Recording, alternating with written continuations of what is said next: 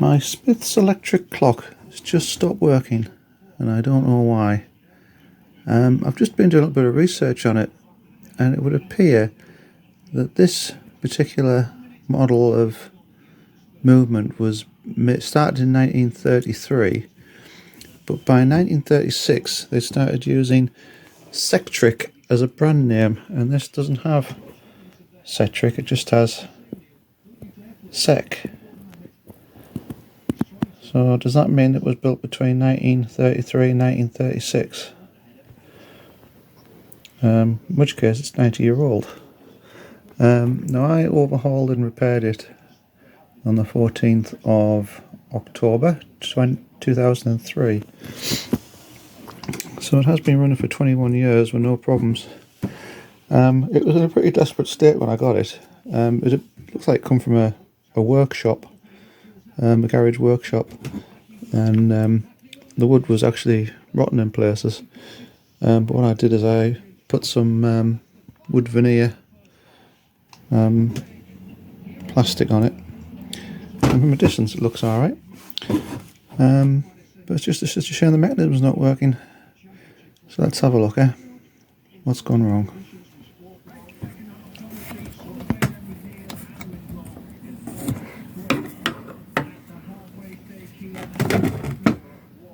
I was expecting something more exciting to happen there. Does that mean that the mechanism now pushes out the front? No, I don't know. Right, gonna have to have a look. Yes, the mechanism does push out the front. Okay, that gets us to there. I think the front comes off. I mean, you can see that patch there, that's where the enamel, I suppose it is being cracking and flaking off, and the bits are down there in the bottom corner. But that's another problem. Let's get this apart here. Well, the motor's reading 6.4 kilo ohms. I'll assume that's okay. So that proves that the wiring's okay, the motor wind's okay, and also this thing that's in this black thing here is okay. And that thing being a thermal fuse I put in when I restored it 20 odd years ago, just in case something bad happened to the motor. So if it's electrically okay, why is it not turning? Okay, so I managed to get the core of the motor out, and what I found was that at the very end here there was a lot of congealed black grease on that end as well, in the bearing here, and in fact it's still quite a bit of it down in the bottom there. However, the cog that it turns, which is this one here, is running nice and free. That squiggly line there is the telltale that goes past the window when it's working to show you that it's running.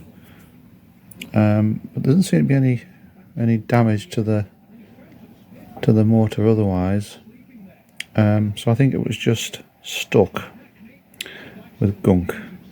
So ideally I need the right sort of grease, but I might just put it together with a bit of 3-in-1 at the moment and see what that does. Okay, so I put a bit of 3-in-1 oil on some important bits, and that is spinning quite freely now. I know you don't normally put oil on a normal clock. This isn't really a normal clock, this is more of an electric motor. Okay, so my understanding is that there's an electric coil in here, which is obviously running on AC, and this is going to be producing north-south, north-south across these fins that are in here, and those turn the segments, I suppose you might call them, on this motor, and because it's an AC fed machine, it will turn perfectly in sync with the frequency of the incoming voltage. And because it's set up to run at 50 Hz, as long as the voltage coming into the building is 50 Hz, that will turn at a precise speed and it will never go out of time. Assuming that mains electricity is kept in time, and it always is, because it's our national grid. So that's spinning quite nicely now. Alright, so time to put it back together, I think. So I'll put the coil back on. There is very little gap in that motor, so it won't turn now because the magnetism just wants to pull it one side or other, which of course is where this second bearing comes in. I've also put a dollop of oil down. Right, I put this end cap back on, and I've actually spun the motor and it's spinning free, so that's good news. 21 years ago when I first got this, it was running but it was buzzing like hell, and what I had to do is I had to actually unwind the motor and then rewind it, using the same wire, but had to rewind it tighter because it has gone loose. And I also added this thermal fuse as well. Yeah,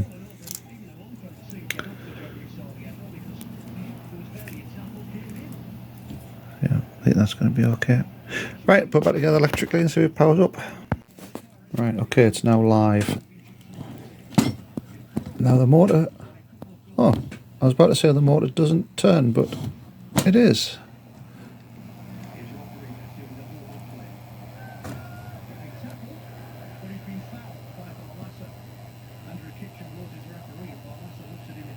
Right, I think that's struggling. Yeah, that is struggling. Why? Well, I thought it wasn't working, but it appears to be. It just looks like it's not working right. So as you can see, it's a very, very simple device. The motor spins around at whatever speed it spins around at, which I say is synchronized to mains electricity. It turns this wheel here, which has the telltale on, which you can see through the window. You see it going side to side. Which then turns this worm gear here, which then turns a set of cogs that make the pointers move. Quite straightforward, really. Unfortunately, this enamel that had fallen down the bottom, when I took the glass off, it basically just vaporised into dust. So that's going to have to be just how it's going to have to be, I think. I'm glad it's working again.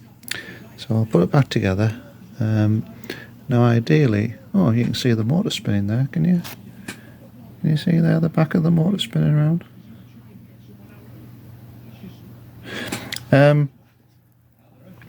Yeah, so I might have to try and find whatever grease somebody might recommend to put in those bearings on the motor, because I think that's where it was stuck, and take it from there. It should be noted that if there's a power failure and the power comes back on again, these motors stop like that, and they won't start again until you push the little button on the back. There we go, then it moves. Yeah, on the later ones they do self-start, but on these early ones you have to push the button to get them to move. So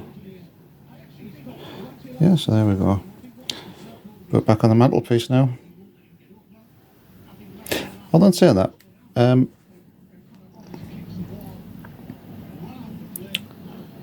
Right, now, so this isn't really technically a clock. It cannot keep time on itself. It has to rely on mains electricity being at the correct frequency. But it's going to be more accurate than a pendulum clock of the day or a spring balance clock of the day, because the mains companies, as far as I'm aware, kept their power stations very, very accurate. So therefore, these clocks would always be very, very accurate, and you never have to wind them up. So as long as there was no power cuts, they were a very good way of keeping time in your home. They started getting made, I think, from around 1931, purely because that's when the 50 Hertz national grid sort of like came into being. And they were in production up until 1939, I think. And Smiths went over to making other clockwork devices. And then after the war, although they did continue to make electric clocks, they made them with the self-start mechanism, I think exclusively. So this is a pre-war example, and it's been working for 21 years in my house. Let's hope it goes for another 21 years, eh? Although I might need to get that grease.